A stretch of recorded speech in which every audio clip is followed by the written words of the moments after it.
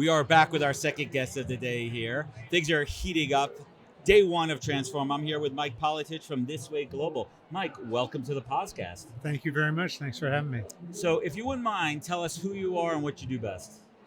Well, who I am, I've been in the HR tech space for about 32 years, so I'm an old guy. Graybeard, as they like to call them, right? Yeah, graybeards, exactly. Silverbacks. Yeah, and that doesn't make me smart. It just makes me survivor. I'm a survivor. But I by chance got into the HR tech space. My wife started a recruitment marketing agency back in the 90s, and I quit my job in mergers and acquisitions to join and build the company. Wow, so you quit a job in M&A to support your wife in what her passion was. Yeah. I love that, man. She was, and we decided early on we couldn't have two chiefs. So she was CEO and I was CFO and COO. So it ran really, we did what we intended. We built it up and sold it to TMP Worldwide back in 2001. Awesome. And then I was diagnosed with Parkinson's in 2004, 20 years ago. And at that time, I decided I needed to take control, and I wasn't going to work for a large company anymore and help smaller companies that could have a real impact on the space. So tell us about This Way Global. What's the mission? What's the product? This Way Global has developed AI-based sourcing and matching tools to help companies identify diverse candidates and source from a pool other than LinkedIn. So you mean to tell me there's more people out there than just LinkedIn? Yeah. There's a whole world of people out there outside of LinkedIn. Yeah. So what makes it different? What makes us different is, the three things. So first, our product mitigates bias. You can't use it in either unconscious or conscious bias. You can't introduce that in the sourcing tool. It strips all the identifiers away and only sources or only judges people based on the skills that they either bring or are inferred based on their story. Let's pause on that point for a second here, because I was just having a conversation with Donald Knight, Chief People Officer at Greenhouse beforehand, and we're talking about, let's get a little deeper on this one for a second, because it's interesting. How do we ensure that the inputs for an AI platform are not biased themselves? The inputs from the user, from the recruiter? On both sides. So our tool only allows you to search for skills and location. And even an educational level, but you can't source based on a specific school or a specific language. And so we try to eliminate all those areas. And the EEOC has even looked at our software and declared that it mitigates bias in an effective way. Interesting. And what was one of the when you were building out this tool, when you were testing it, was there a hypothesis or a thesis that might have been proven wrong when put into practice?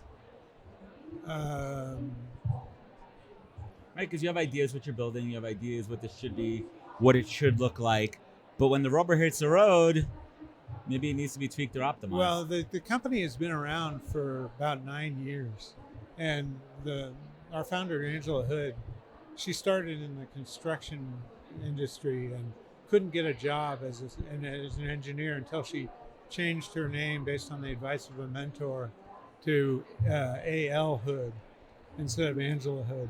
I like that. And she immediately got offers in a very biased industry. And that's why she founded the company. So she went to Cambridge and studied there. And she said that in developing the software, it failed more times in the first 7 years than it succeeded. And so it took a lot of testing and evaluation and a lot of work by our engineers to get that far.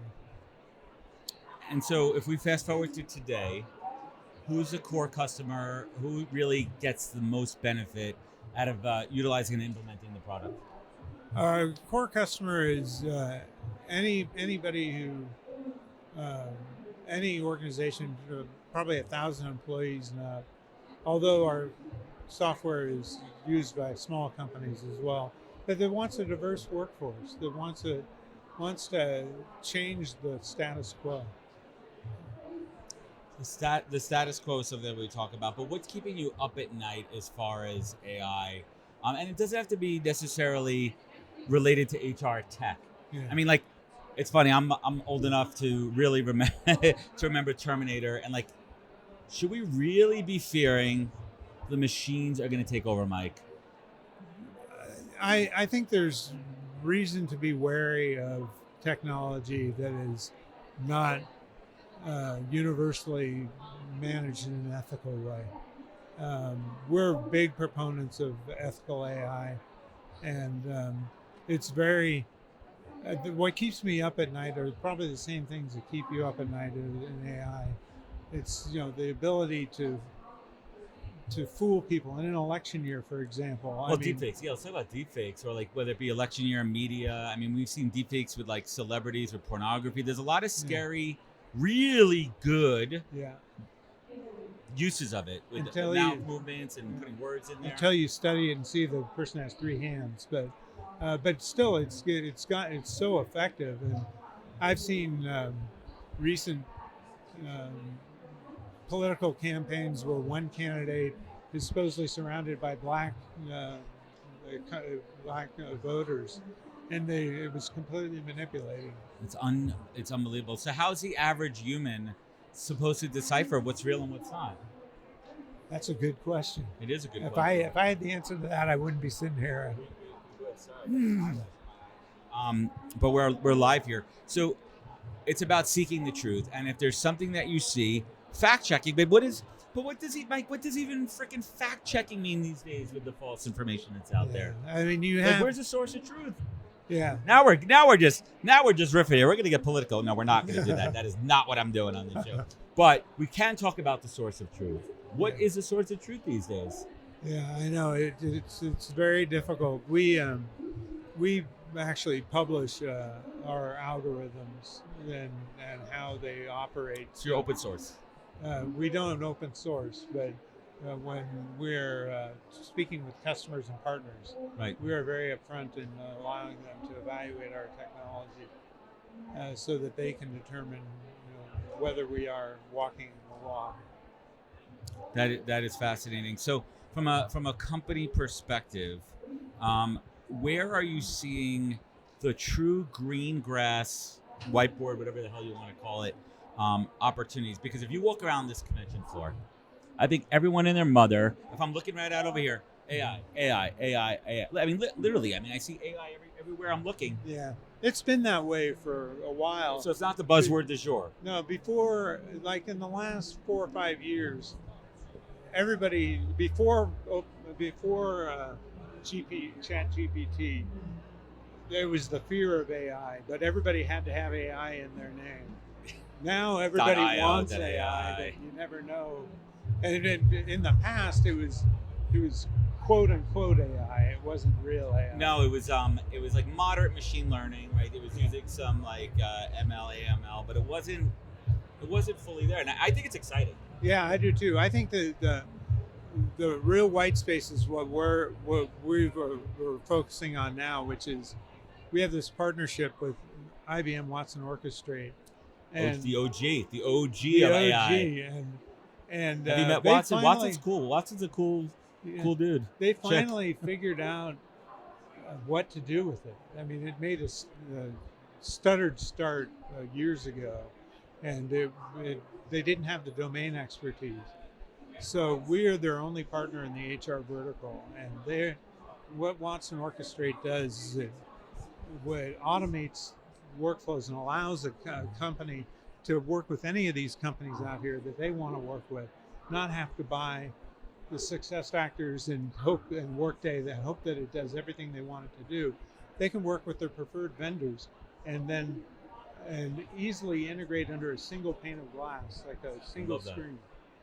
Optimized. Yeah. But let's talk about IBM for a minute. Like, that's an incredible partner to have. What would you say that you and the team, have taught IBM? Oh, a great deal.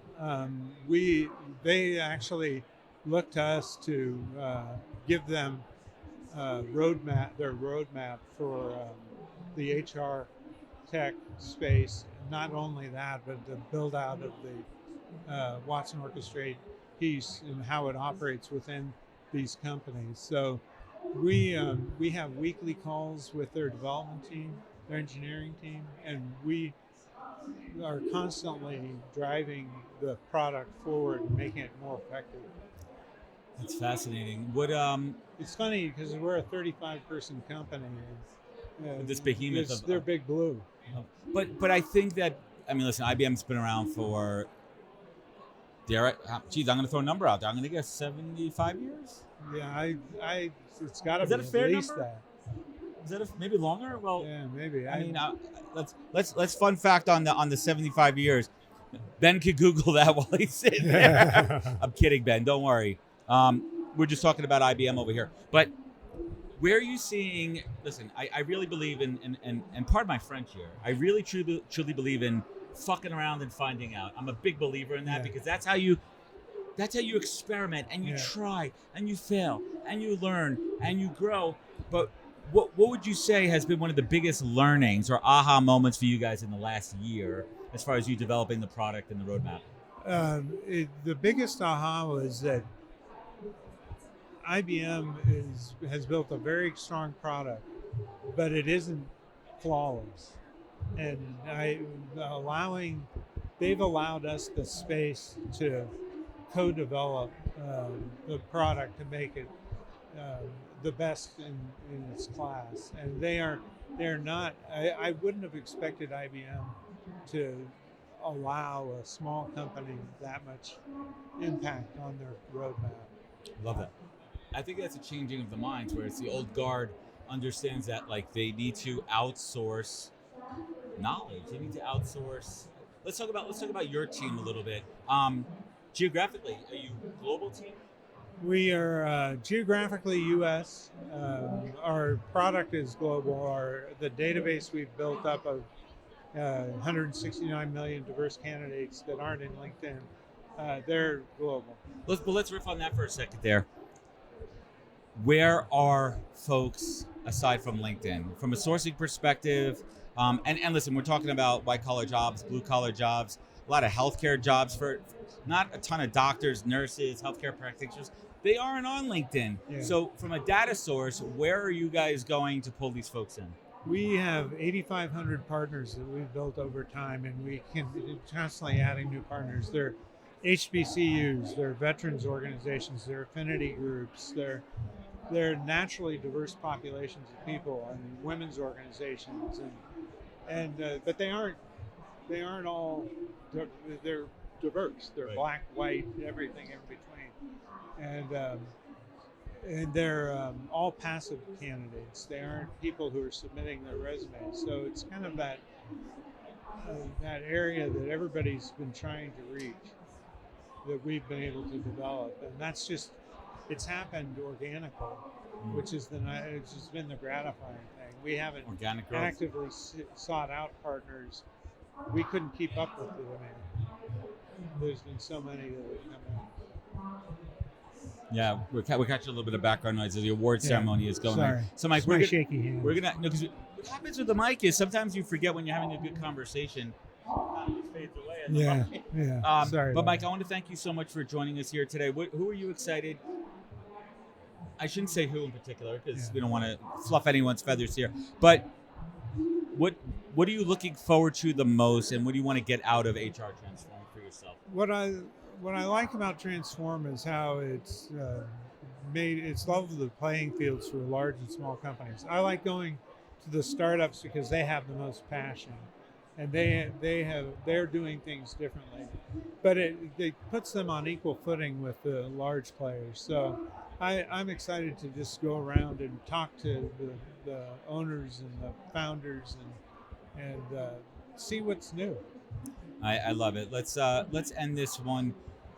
Let's get a little personal here. What is your word of power? What is your word that keeps you going, motivated, strong, and fighting every day?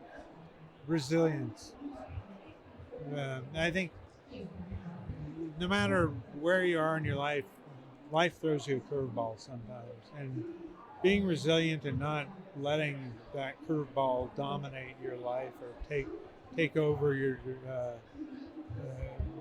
negative thoughts is the best approach. I was in a clinical trial that I got the placebo, and I improved while the drug failed, and it was because of the placebo effect. I believed I was going to get better. Wow. So, that's why I think resilience is important. I love that word. Resilience is definitely one of my core tenets here. Mike, I want to thank you so much for joining me. Where could folks find you? Where could they learn more about Thrive? Thiswayglobal.com. Sorry, This Way Global. Thiswayglobal.com. And thank you for having me. I really appreciate it. It's been Awesome. a pleasure. Thank you so much, Mike. Thank you. Thanks, Anna. I appreciate you. Thanks.